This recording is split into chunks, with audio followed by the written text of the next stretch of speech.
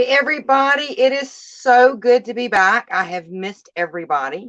I always go on my little sabbaticals about every third or fourth week just to catch up on stuff, and I have been extremely busy.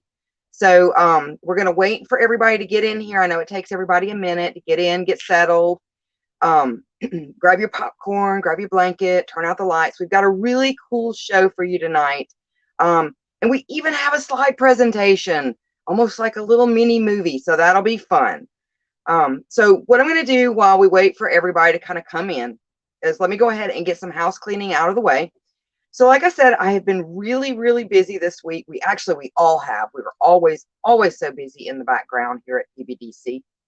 But I did get the website updated. So if you have not visited the website recently, go over there, check it out. We are still getting some new content artists up on there as far as their bios and all their, information and things like that. So you'll be seeing some changes throughout the week. Now I did want to go ahead and address, apparently Facebook has been doing a lot of updates in the background. And I don't know if anybody's noticed how quirky Facebook has been acting, but they've become very, very aggressive with pages that have a healthy following and healthy support.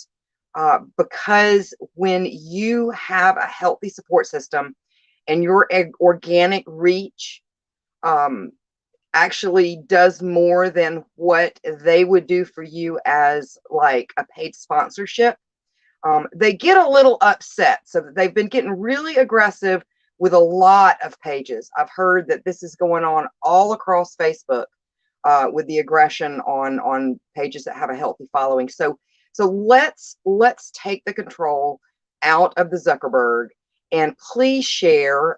Anybody that you know might enjoy our shows or really dig our channels, please share that. Spread the word. Let everybody know we're here. Like, follow, and also hit the bell. Okay, they're starting to change the notifications a lot. I know a few of you guys were having some problems getting notifications when the shows went live, and they're kind of starting to do like YouTube does. So make sure you go into your follow settings for our channels and hit that notification bell now. It's not just follow or anything like that. They want you to hit the notification bell. So do that. Let's see, we're updating the schedule. We did get our first newsletter out, so we are super excited about that. I do have some homework for you. If you are not subscribed to our newsletter, please go and subscribe. We've got a lot of really cool things that we've been doing, that we're going to be doing in the future. And the way that a lot of the big social medias are behaving, it's good to have a way to connect with you. If for some reason, we have to switch to a different platform, even though we do have a lot of platforms out there, you'll know where to find us. So let's see, like our YouTube. If you have not gone over and checked out our YouTube, you can do that. And you can also do that from our website. We have a watch page on our website that has a playlist for each individual content artist that we have here that has opted in to that particular program. So you can catch all of their past shows through a playlist on their own individual player on our watch page.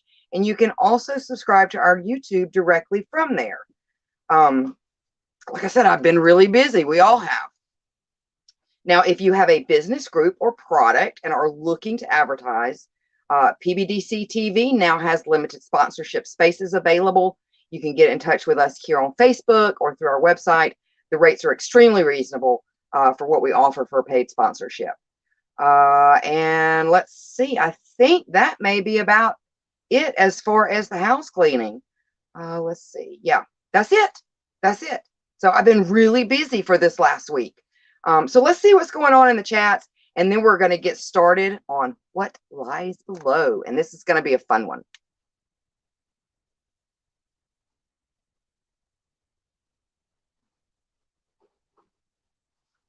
I see Steve the cat. Hi, Steve. Yes, click everything. Hi, little bit. How are you? I'm going to try not to stick my finger in everybody's faces. Oh my goodness, we have got a full house here tonight, guys. A full house. I'm going to try to touch base with everybody here real quick. Hi, Liz. Hi, Calvin. Hi, Maud. Hi, Raven. Hi, Tom.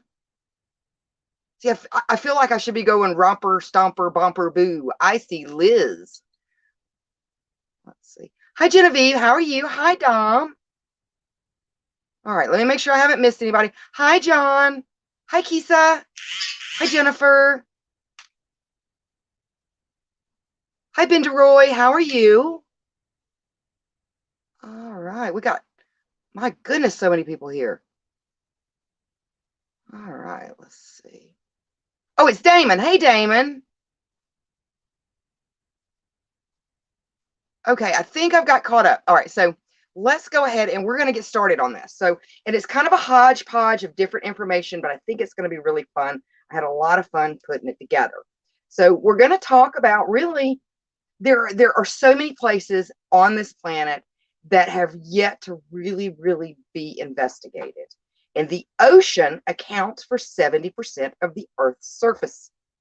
And though we have sailed the oceans for centuries, only about 5% of the Earth's oceans have even been explored or charted, leaving much of the ocean uncharted, unexplored, and unseen by human eyes. Now, in the summer of 1997, the National Oceanic and Atmospheric Administration VENTS program was monitoring underwater sounds in the South Pacific using a system known as the with bones having half my face, words are hard sometimes. Equatorial Pacific Ocean Autonomous Hydrophone Array. There you go. Whew, that's a mouthful. In layman's terms, this system is a series of hydrophones or underwater microphones placed at a distance of roughly about 3,000 miles apart that picks up sounds in the ocean. So it's, it's relatively self-explanatory there. Now, this system was initially used by the U.S. Navy to track the movement of Soviet submarines. It became a toy for the NOAA after the Cold War ended.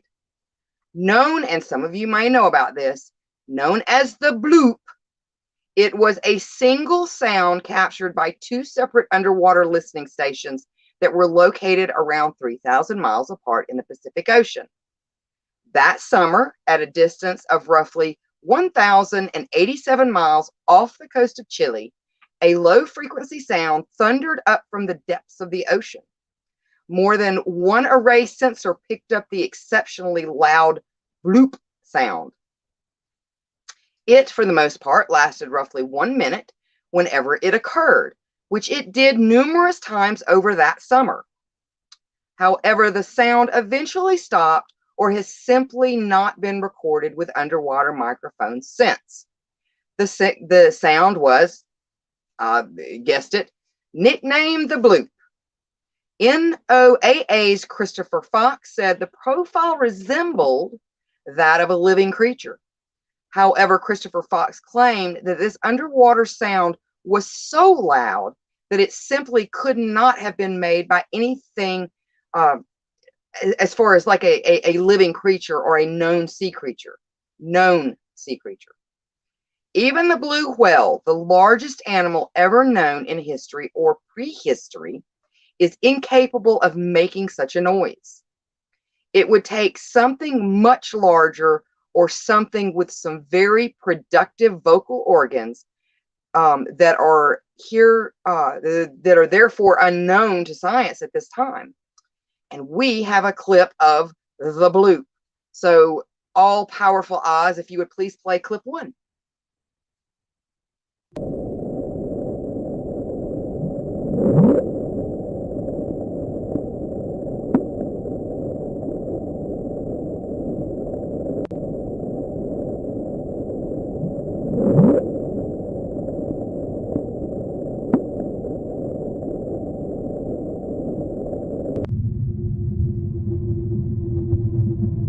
Okay, we can stop. We can stop. So if you can't guess, our next one is the mysterious blob. On April 27th of 2012, another mystery, a man-made one this time, appeared as a video that was added to YouTube. Where exactly this video was filmed is unknown, but appears to have been filmed 2 days earlier. But the poster did not leave any other details about the sighting. A mysterious ocean blob was recorded by a deep-sea remote control underwater camera. The creature looks like nothing seen before, with speculators suggesting it is everything from a jellyfish to the remains of a whale's placenta. Yum. While at a quick glance, the description of a jellyfish does make sense, the creature has organs and appendages never spotted on a jellyfish before. Meanwhile, it could be a whale placenta, but if that is the case, then the hexagonal shapes on the skin are a mystery. Deep sea jellyfish or whale placenta, no one at that time was able to confirm the creature's origins. The creature also appears to have a very un-jellyfish-like quality, such as the sac of organic-looking flesh. However, the hexagonal markings on the creature can be seen, something else which implies that it is not a jellyfish. And if it is a jellyfish, it is surmised that it could be, and I'm going to do my best to pronounce this, the Stygoia medusa gigantea. This type of jellyfish, which can grow up to 6 meters in length, has only been spotted 114 times in 110 years. So details on it are rather scarce. But again, the appendages do get in the way. Another suggestion is it is the Deepsitara imagnica, another rarely studied jellyfish, which, like most of its kind, is colorless. However, it has reported to have a brown stomach, with one description saying the passages to the stomach are somewhat irregularly edged, forming a reticulate network. This might explain the hexagonal markings on the top of the fish, but again, or on top of the creature, sorry. But again, what are the organs doing there? Those markings lead one commentator on the website Snoops, which tried to debunk or confirm rumors to suggest that it is simply nothing more than a fishing net. I'll let you be the judge of that. But again, if that's the case, the appendages do get in the way of that theory. However, later that same year, the creature who had created such a mystery was eventually identified as the Deepsitara immagnata. There you go. Words are hard. So the Deepsitara immagnata. The jellyfish, which are approximately 60 centimeters in width, are rarely seen intact, explains Stephen Hadcock of the Monterey Bay Aquarium Research Institute. This bag-like jelly is not that rare, but this one being as large is so rarely seen intact, Hadcock writes on the Jelly Watch Facebook page, which I did not know we had a Jelly Watch Facebook page. In the video, which we're going to show shortly, the swirling from the sub makes the Medusa appear to undulate, and it even turns inside out. Another expert, Craig McLean from the National Evolutionary Synthesis Center, explains that the confusing whitish lumps seen in the video are actually the jellyfish's testicles, which I did not know they had those either. The jellyfish was reportedly filmed during deep-sea drilling near the United Kingdom. The species is usually found approximately 5,000 feet below in the South Atlantic Ocean, which I guess kind of would put it out of place. But if we could go ahead and roll clip 2.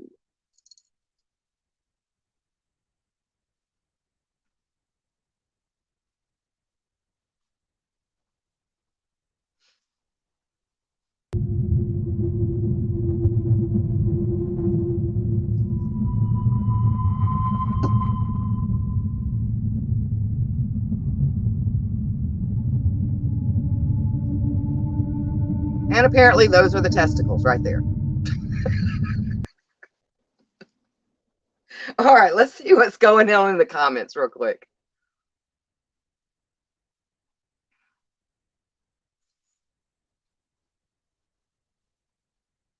And so Little Bit says this makes her want to watch The Abyss.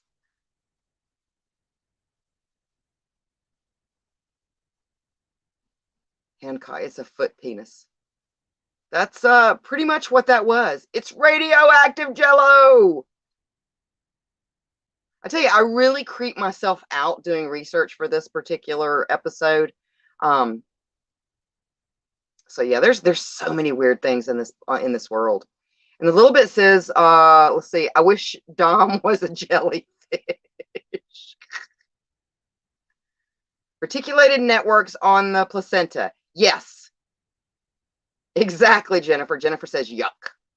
And ghost jelly. Big freaking jellyfish, says Steve the cat. Hi, Sykes. How are you? Let's see.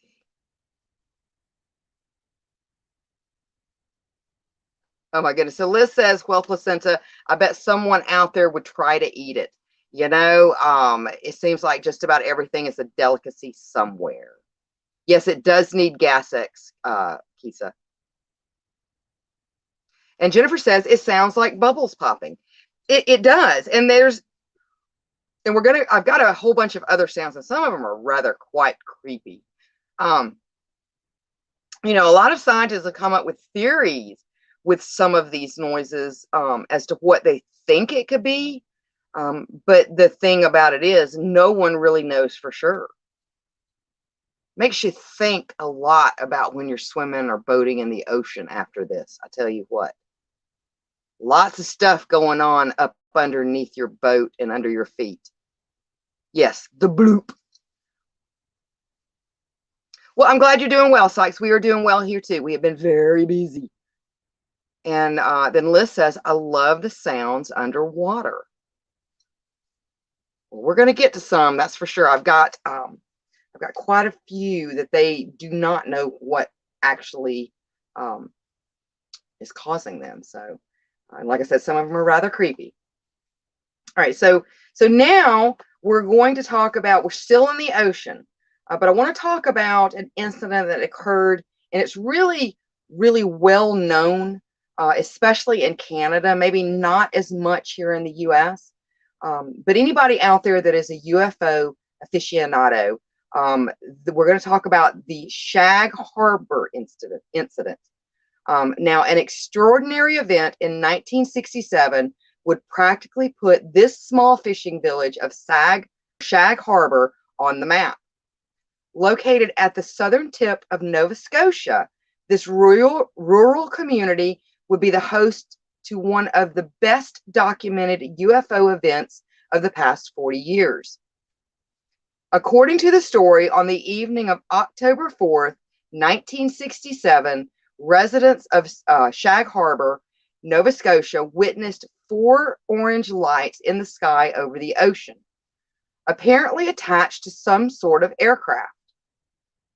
As they watched, the craft suddenly descended at a tremendous speed, and by some accounts, it crashed into the ocean with a loud sound, and by others, it simply touched down on the ocean surface. Now, the difference in this particular incident is that it is not listed as a UFO. It is listed as a USO, which basically simply means unidentified submerged object. It's relatively the same thing. There's not really any difference other than it's submerged. Most prominent UFO researchers believe that if alien ships capable of flying around in our atmosphere and even off into outer space, then they are the same ones that are reported to be underwater.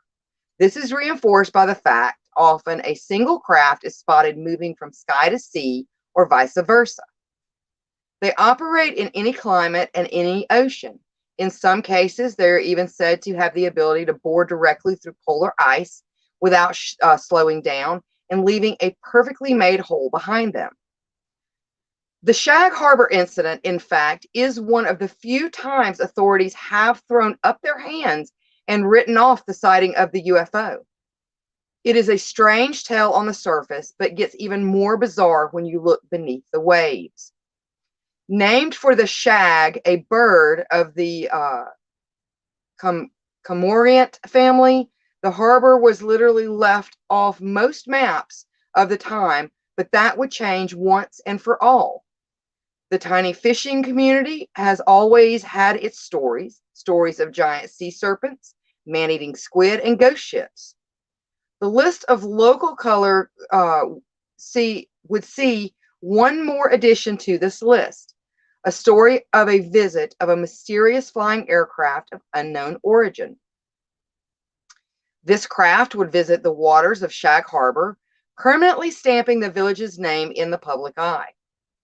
Now, the story itself starts off with 5 teenagers who watch these lights flash in sequence and then suddenly dive in at a 45-degree angle towards the water's surface.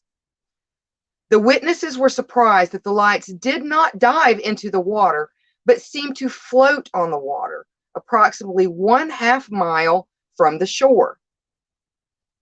Witnesses at first thought they were watching a tragic airplane crash, and quickly reported as much to the Royal Canadian Mounted Police, which was located at Barrington Passage. Coincidentally, the RCMP Constable Ron Pound had already witnessed the strange lights himself as he drove down Highway Through en route to Shag Harbor. Pound felt that he was seeing 4 lights all attached to one flying aircraft.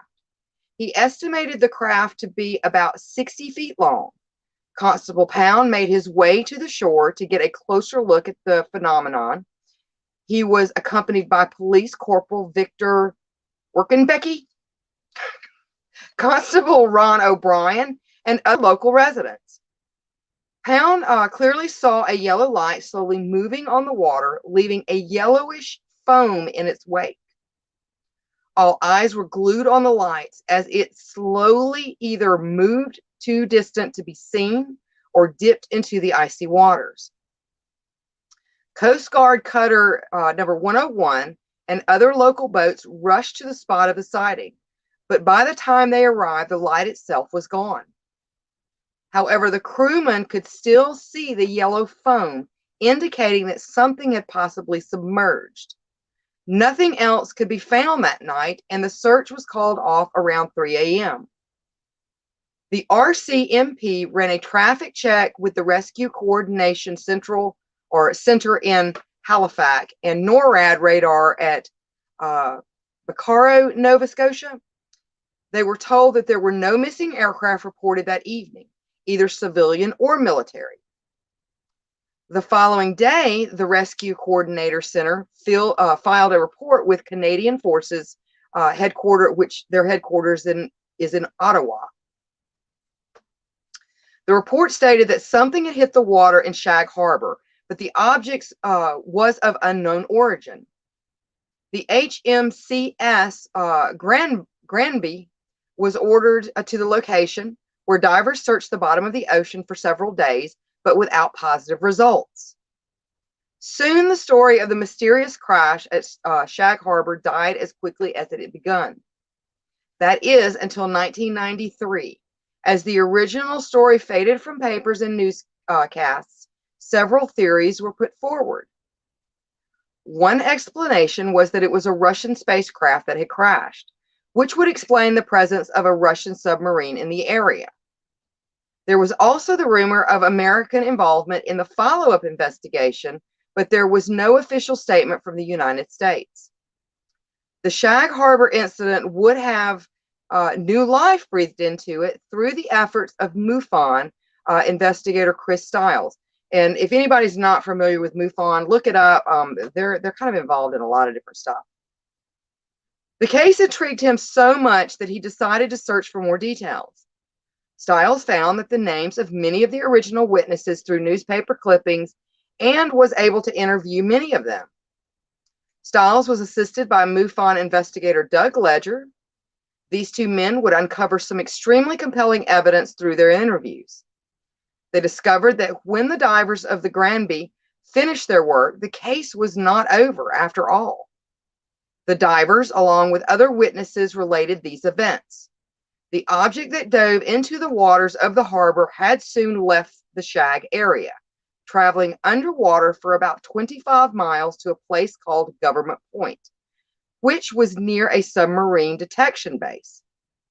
The object was spotted on sonar there, and naval vessels were positioned over it. After a couple of days, the military was planning a salvage operation when a second UFO or USO joined the first. Common belief at the time was that the second aircraft may have arrived to render aid to the first. At this time, the Navy decided to wait and watch.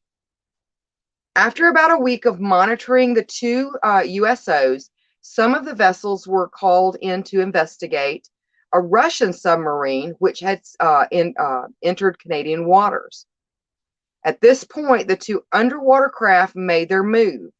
They made their way to the Gulf of Maine, and putting distance between themselves and the chasing Navy boats, they broke the surface and shot away into the skies. These extraordinary events were corroborated by many witnesses, both civilian and military. Now, unfortunately, the reports were given off the record. Ex-military personnel feared the loss of their pensions, and civil witnesses feared ridicule and their privacy being invaded. The unusual events of Shag Harbor commanded an important place in the study of UFOs and USOs. There is little doubt that something unknown crashed into the waters of Shag Harbor on October 4th of 1967. But the event that occurred at Shag Harbor isn't the only time unidentified submerged objects have been reported, and it is not even the first. And I find it kind of ironic. Anybody that's been watching the news, there's a lot of UFO stuff going on right now, and it all seems to kind of center around, government installations and bases and things like that.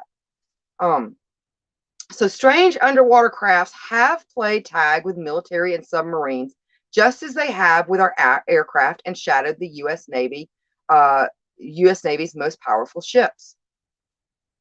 Even Christopher Columbus is alleged to have spotted lights and strange objects flying in and out of the sea on his journey to America.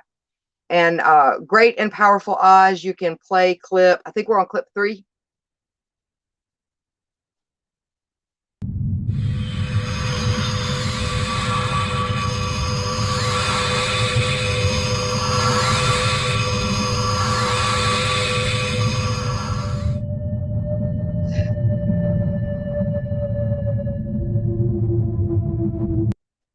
Now, looking back in history, we discover that UFO sightings and encounters are not limited to the last couple of centuries.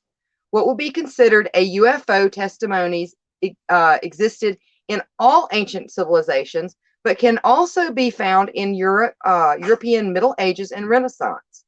Christopher Columbus had a number of UFO experiences at sea during his journey to the American continents.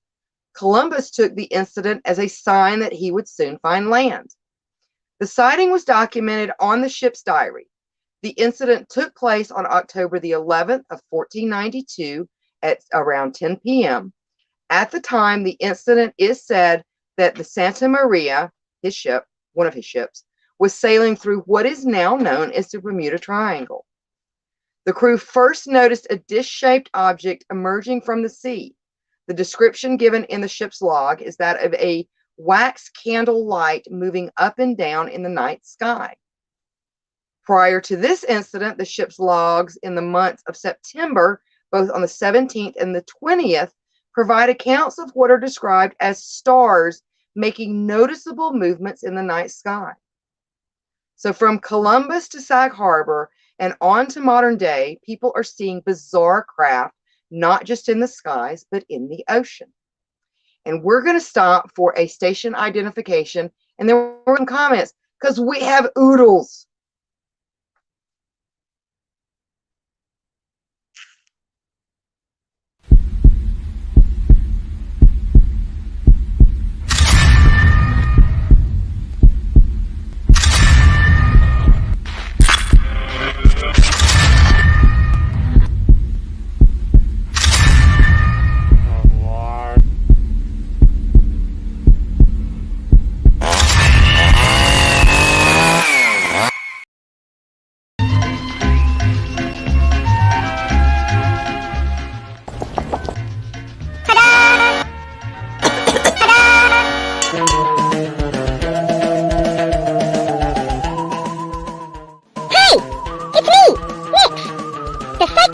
scientists, coming to you live from Psychomantium 13. Join us here throughout the week for all things in audio, visual, and literary content. You can also find us on the World Wide Web at psychomantium13.com. Join Psychomantium 13 and enter the weird. And we're back. All right, let's get to the comments real quick because I am showing oodles of them. So Kisa says she's going to Florida in August or September. Ooh, watch for UFOs and USOs. And Liz says the Nina, the Penta, and the Santa Maria. I'll do you in the bottom while I'm drinking sangria.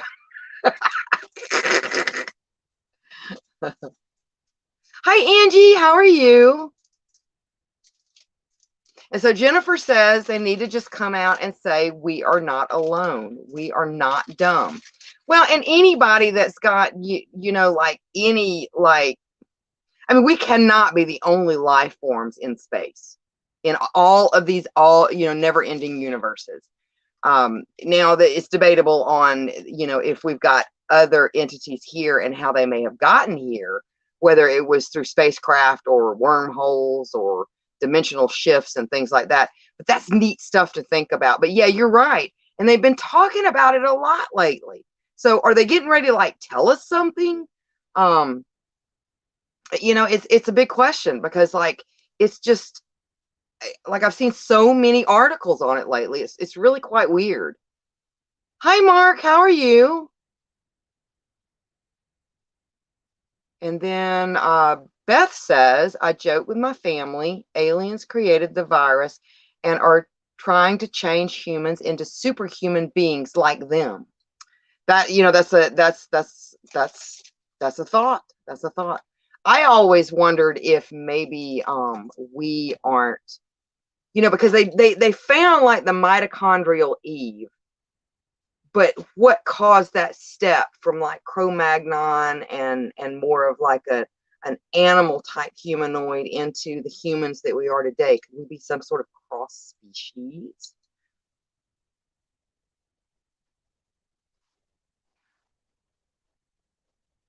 Yes, it was shagadelic, baby. All right, let's see. And then Kisa says, just like the black monoliths. Yeah. And then Angie says, the movie Fire in the Sky freaked me out. You know, I've got to tell you, that is the only UFO movie that I've ever seen that did freak me out. And, you know, supposedly it's based on a true story. But yeah, that one actually scared me a little bit. And so Mark says, here's my take on UFOs. It's people from the future coming back in time to laugh at us. Probably. Now that I would not doubt. Hi, Calvin. And then Calvin says it's mathematically impossible for us to be the only planet with life. And I absolutely agree. And then Amy, hi, Amy, says, I have only lived in the Bermuda Triangle of the Midwest. And then Beth says, like the X-File character always said, Fox Mulder, the truth is out there. Yes, it is. Ooh. All right. Okay. So let's get back to what we were talking about. Okay. So what are USOs doing here? And what do they want? And why are they so elusive? Well, we could ask the question of what they're talking about, you know, right now in the news and things. Now, of course, nobody knows. But it seems clear that any civilization capable of traveling countless light years through space should have no trouble negotiating our oceans. Their technology would be very far superior to ours, that they may have entire underwater outposts or even cities that we can't detect. Any such aliens would be wise to hide their technology under the sea, a place where mankind has struggled to explore. Remember, we've only explored about 5 to 7% of the ocean. Or perhaps they are inhabitants from inside the planet as some hollow earth theorists claim. Maybe their ancestors came from space millions of years ago and established a colony that still thrives today deep below the waves. Of course, the possibilities are endless. But one thing we know is that humans will continue to explore beneath the sea, and whatever mysteries await us down there will eventually be uncovered. But for now, it seems like there could be entire underground worlds down there which we know nothing about, such as this little guy. Run clip 4, please.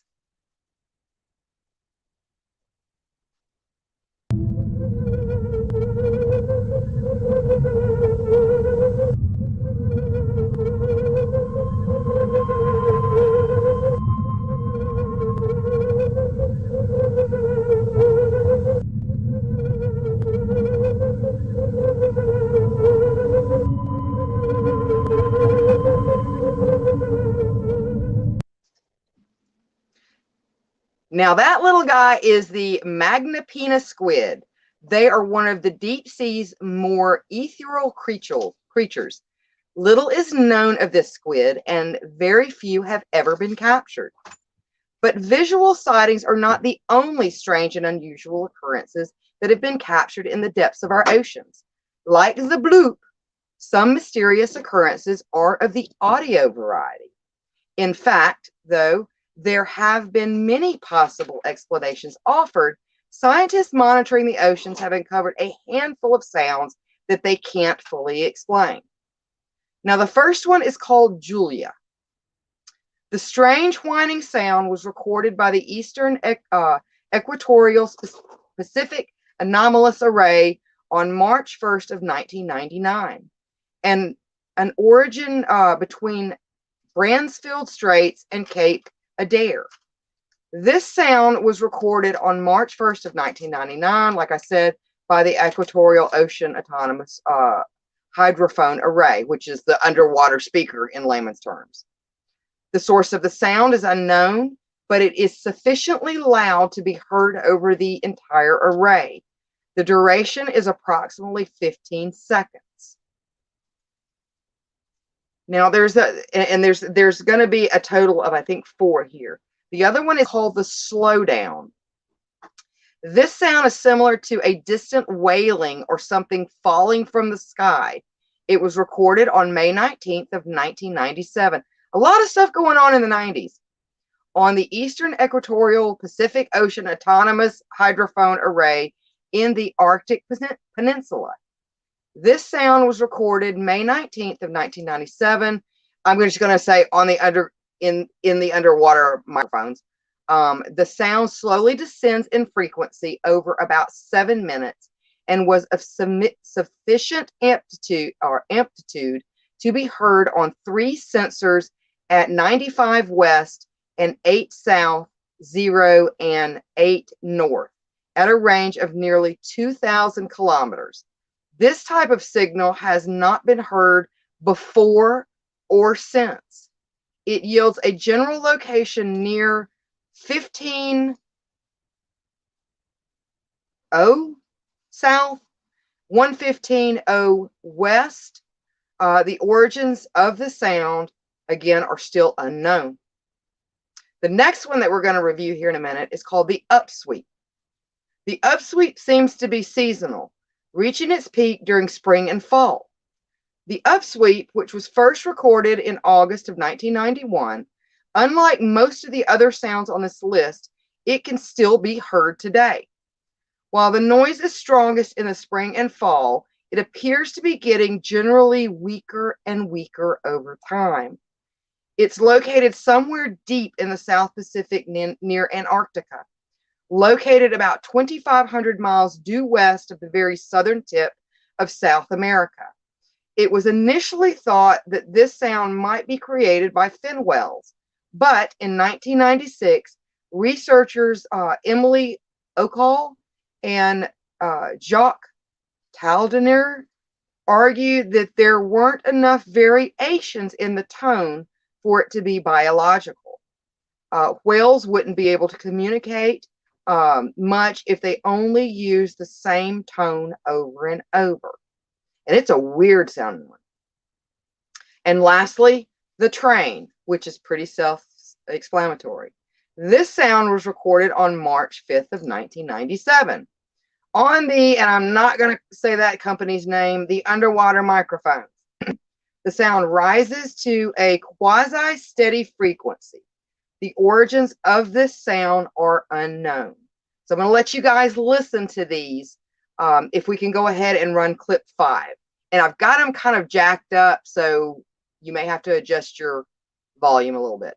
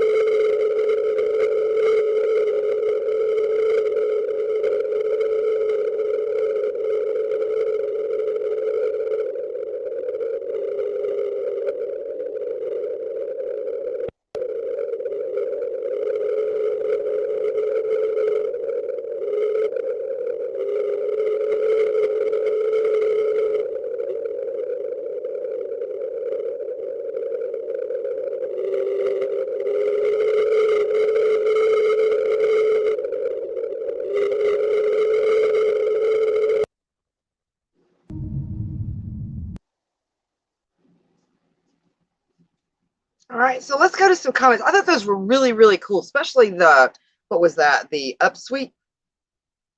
Like, it sounds like an alarm. Yeah, the upsweep I thought was pretty cool, and the train.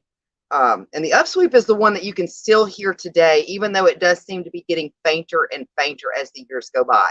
So let's see what's going on in the comments real quick, and then we're going to get to our next subject.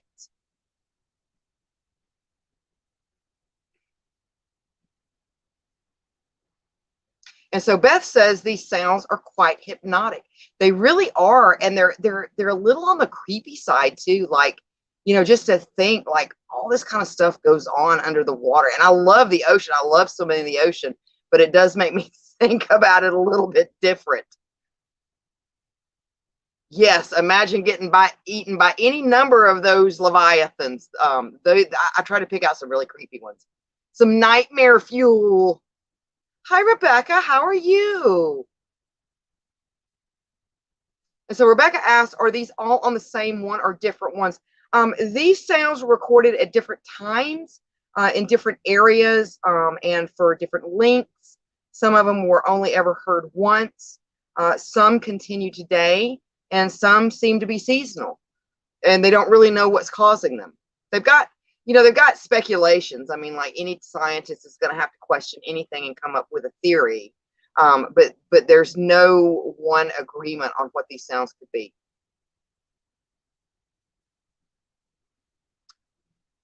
And yes, the train does sound like a train whistle. I thought that was pretty cool. Hi, Bill. How are you?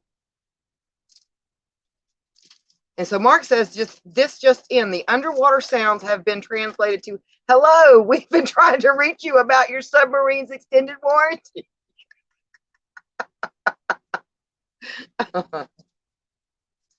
And so Beth says, I would love to get a picture once of the Loch Ness Monster or even the Lake Erie Monster. And you know what, Beth? I did a feed a long time ago on just like little weird tidbits of information. Just like if you go to the CDC, and I don't know if everybody knows this, but if you go to the CDC's website, like the CDC has to have a plan for anything conceivable that could be considered an emergency. And there actually is on one of their pages what to do in the event of a zombie apocalypse. Well, over in not Ireland, Scotland, where Loch Ness is, that town actually has a plan of what will happen once the Loch Ness monster is actually found, and how they'll handle that. So I thought that was kind of neat. And then John says those bubbly underwater sounds are relaxing. Yeah, they can be. They really can be.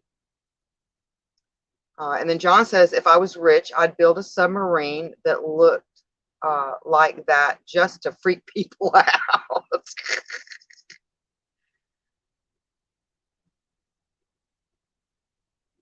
And then Rebecca says, one sounds like it's descending and the other sounds like an alarm, like when something is landing or taking off. It does. I thought the upsweep is the one that sounds kind of like that whoop, whoop.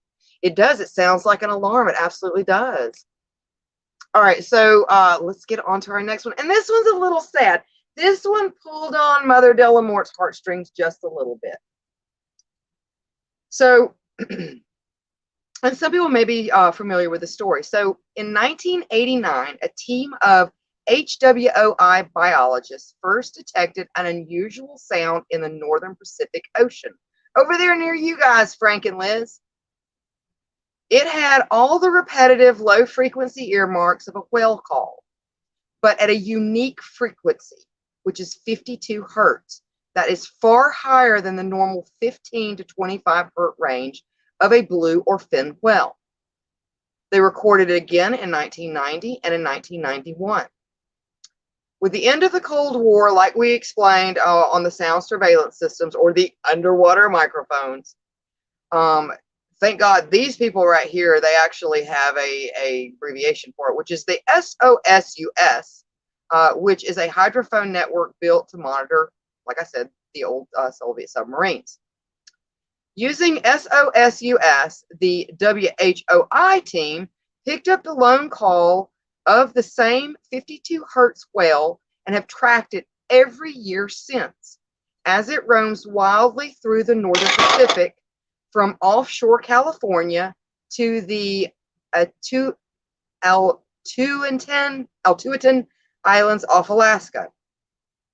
It is perhaps difficult to accept that if this is in fact a whale, that there could have only one in the world of its kind in this large oceanic expanse. Yet in spite of comprehensive and careful monitoring year-round, only one call has ever been found with these characteristics anywhere. And there has been only one source each season. It is speculated that the 52 hertz call may be due to a malformation, or the whale may be a hybrid of two species, but whatever the case, it has provided an unusual opportunity to document the seasonal activities of what is believed to be one individual whale. Now, it's been dubbed the loneliest whale in the world. The track of the 52 hertz whale is unrelated to the presence or movement of other whale species. It's been given also the name 52 blue. Its movements have been somewhat similar to that of the blue whales, but its timing has been more like that of the fin whales. It is detected in the Pacific Ocean every year beginning in August through December and moves out of range of the hydrophones in January and February. Scientists have been unable to identify the species of the whale. Like I said, they did speculate that it could be a malformed or blue whale hybrid.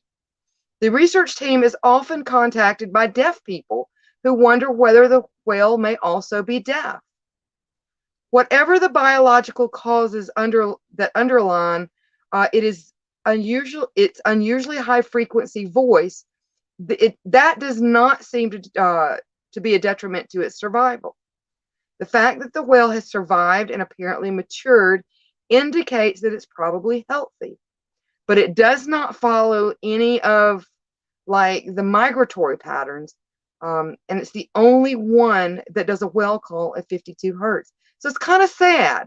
So let's go ahead and run clip 6, and I'll let you hear 52 Blue.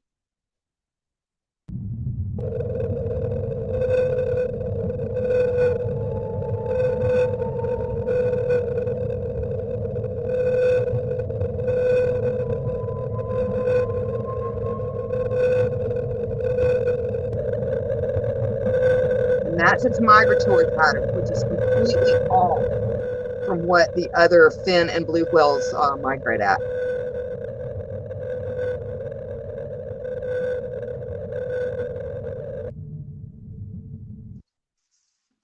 All right, and I think that you're going to like this one. So we're going to move a little bit out of the ocean. Now, regardless of an individual's religious beliefs, most have pondered the possibility of a place called hell.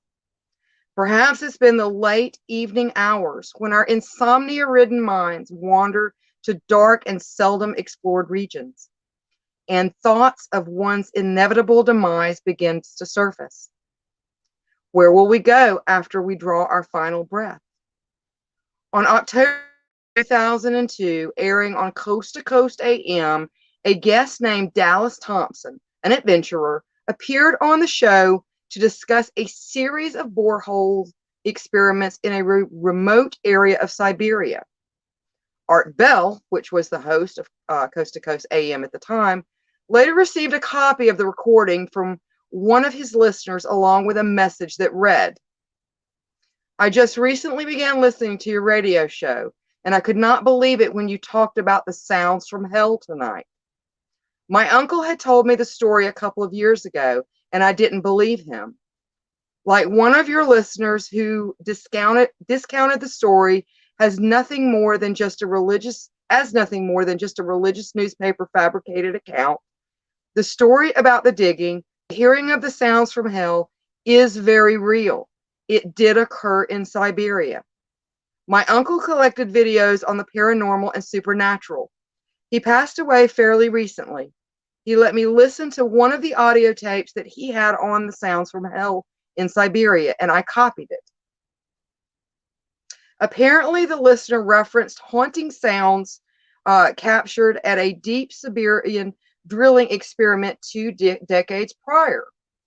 Now, he also stated that his uncle had received this copy from a friend who had worked at the BBC. He also stated, "Attached is that sound from my uncle's tapes." With a hesitant pause, the seasoned radio host shared cautionary words with audience members, stating, or I should say, I quote, "I warn you, what you are about to hear is very disturbing." Following the harrowing introduction, he played an unnerving half-minute clip of dreadful shrieks and revolting wails. Those listening to the radio airwaves shuddered anxiously. Now, a little bit about the story itself. In the 1980s, Russian scientists conducted a series of borehole experiments in remote Siberia. Originally, the assignment involved studying geographic formations and uncovering rare mineral deposits. Now, eventually, the group ultimately embarked on a mission to simply just see how far they could go. Nothing unusual occurred during the first 9 miles. However, after digging beyond record-breaking depths, things took a frightening turn. Suddenly, their drill began to spin erratically. It appeared the geologists had hit some sort of hollow region underground. With the cavern, thermometers gave readings of 2,000 degrees Fahrenheit, which was higher than expected. A wave of rising heat engulfed the apprehensive men. Emanating from the grotto's dark abyss was a faint noise, Perplexed, the miners decided to lower a heat-proof microphone to collect further data. By this point, a few of the scientists felt incredibly uncomfortable and left the project. Those remaining analyzed the mysterious auditory data. Only a weak, high-pitched ringing could be heard. Initially, they believed that it had been the equipment's own feedback registering. Minor adjustments were made, and it became apparent these tones came from the planet's interior. Although the microphone only lasted a short period before malfunctioning from extreme temperatures, the geologists obtained 30 seconds of macabre audio. And of course, I do have a copy for you. Analyzers expected to register tectonic plate movement or terrestrial frequencies when they played it back. Instead, human-sounding shouts rang through the stifling air. Millions of tormented souls cried out in utter agony. One chilling notion came to mind. Had they accidentally opened a gateway to hell? Immediately, the team contemplated abandoning their assignment and evacuating. Whatever sinister forces produced such nightmarish howls might escape to the outer world. Now, according to Dr. Askov, project manager of the excavation undertaking, ambulances appeared on site that evening, and ultimately authorities ordered the tunnel to be sealed and the venture was abandoned. However, Siberia isn't the only location to have reports of abominable screaming. Jacques Cousteau, esteemed oceanographer and former French naval officer, encountered a similarly strange phenomenon while working in the Bermuda Triangle.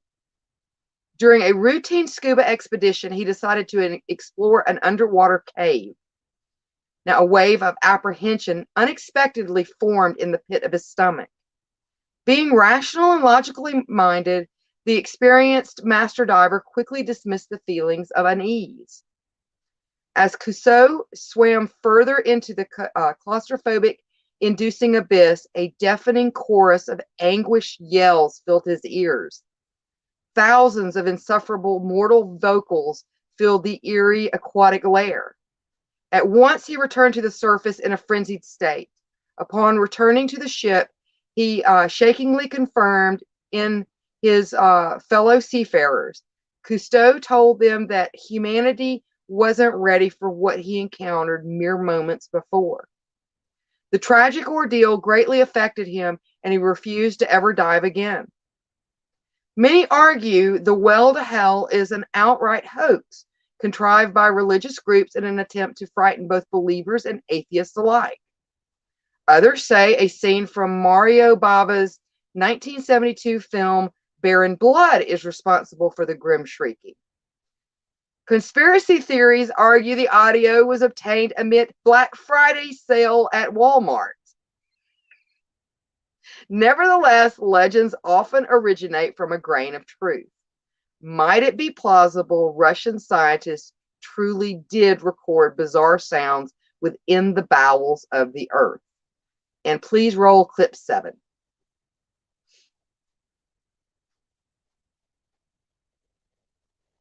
Oh, yeah. And that's our legal advisory, too. Thank you.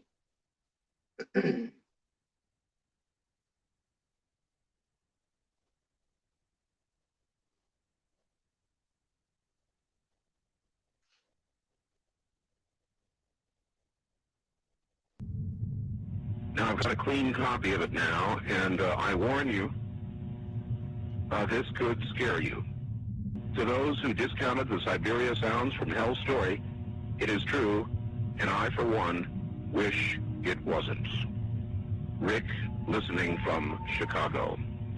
And so I submit now the cleaned, a better copy to you, and I warn you, what you are about to hear is very disturbing indeed.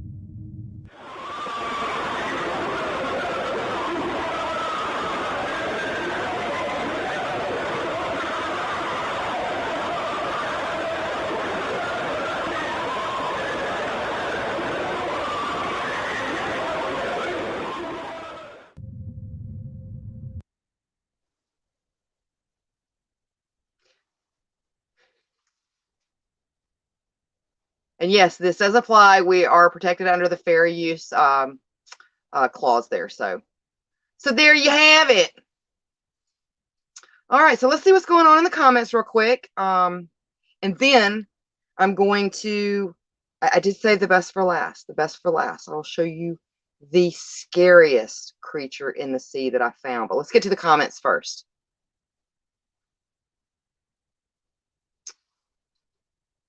All right, so Jennifer says, I've seen a documentary on those sounds. Let's see, where does, I lost it. Where'd it go? Hold on. Okay, here we go. I've seen a documentary on those sounds. They're crazy. Yeah, they really are. Souls in agony, Kisa says. And then Beth says, maybe it could have been animals that are living beneath the earth.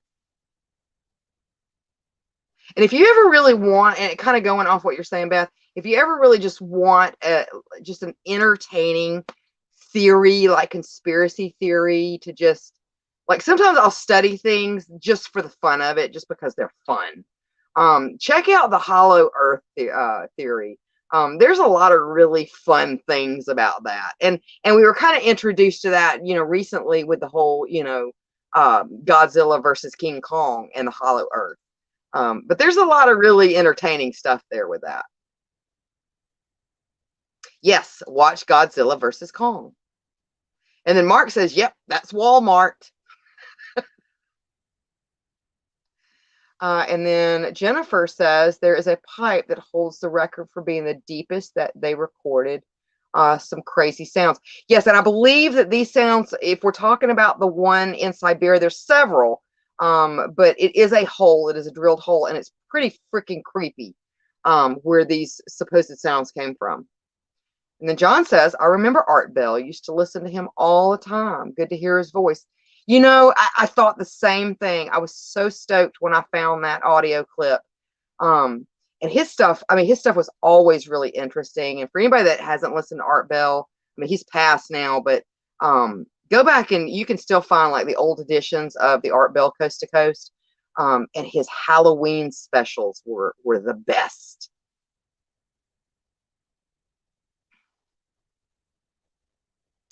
Let's see. It is so cool to hear, isn't it? And then John says, I just saw something about some underwater bug that makes clicking sounds that blocks sonar. In World War II, U.S. subs learned to hide behind them to block Japanese sonars. Yeah, I think it's like you said, it's a type of shrimp. We may be talking about two different things, but there is a type of shrimp that can make like a really loud sound that can really like mess with like underwater like sonar and sounds and things like that. And it's just an itty bitty little shrimp, but it can like click its claw so hard that like that's how it kills its prey. And I forget what they call it, but yeah, it can make some loud sounds.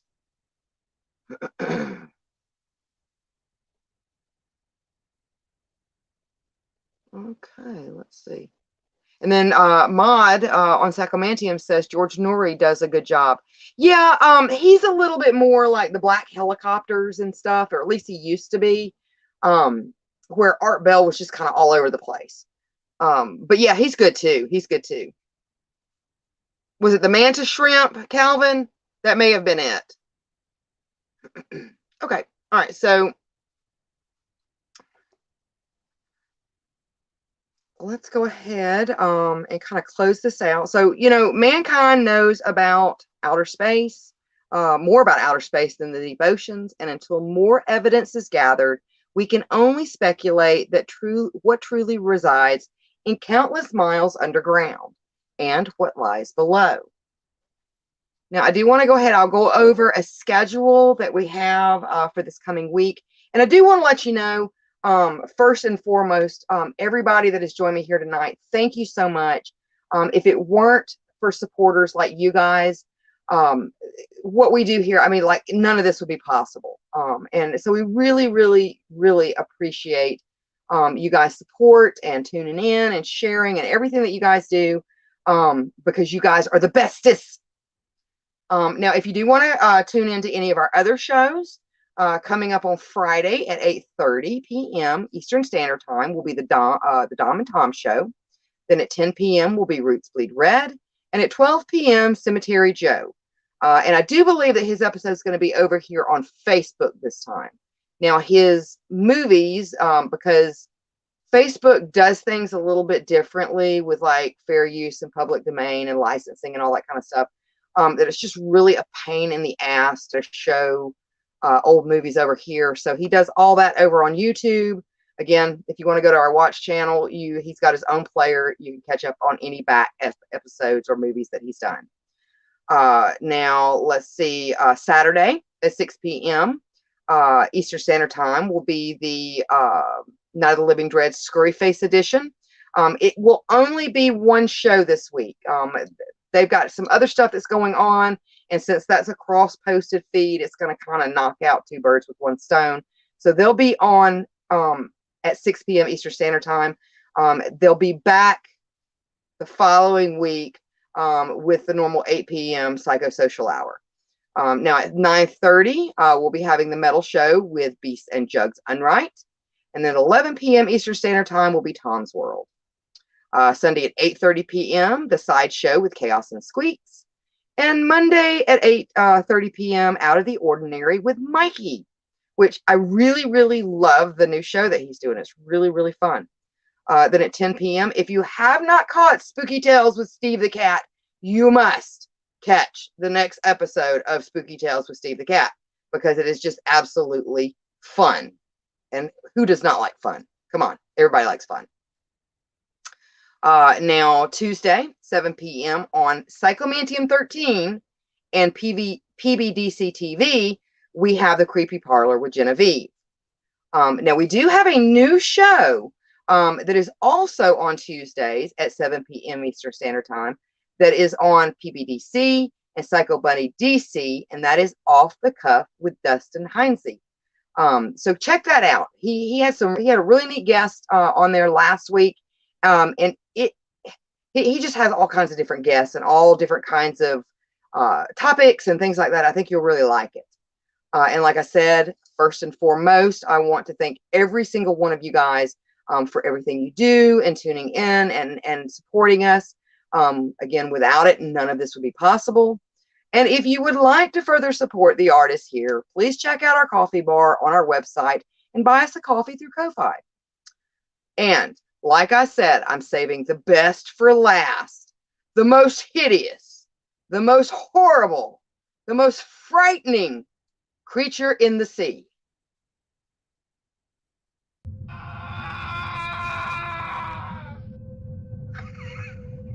The banded piglet squid, which might just be the most horrifically cutest thing in the ocean. So let me see what's going on in the comments, and then I'll be wishing you guys a pleasant nightmares.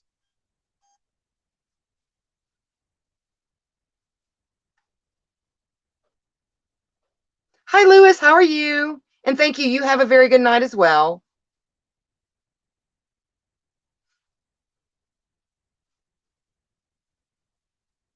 Yes, Mod at Psychomantium 13. Watch Steve the Cat. He is amazing balls. And so John says, he remembers one of the Art Bell shows, the Mojave phone booth. Just about a phone booth all alone in the middle of the desert. I have to go back and check that one. I've listened to him over so many years that a lot of the stuff kind of blends together. But I bet it was fun. I'll have to go back and look for that one.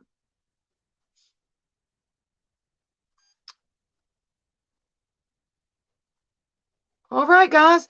Well, I really hope you enjoyed that show. I thought it was fun. I had a lot of fun putting together those clips for you to keep it interesting and just, put some stuff out there maybe some of you guys haven't heard about. So I'll see you guys next Wednesday, and pleasant nightmares. Bye. This is Mr. Applewhite speaking. Do not attempt to adjust your device. There is nothing wrong with it. I am here to deliver a message. Join Psycho Bunny Death Cult in our anti-censorship campaign. Free your mind. Free your head.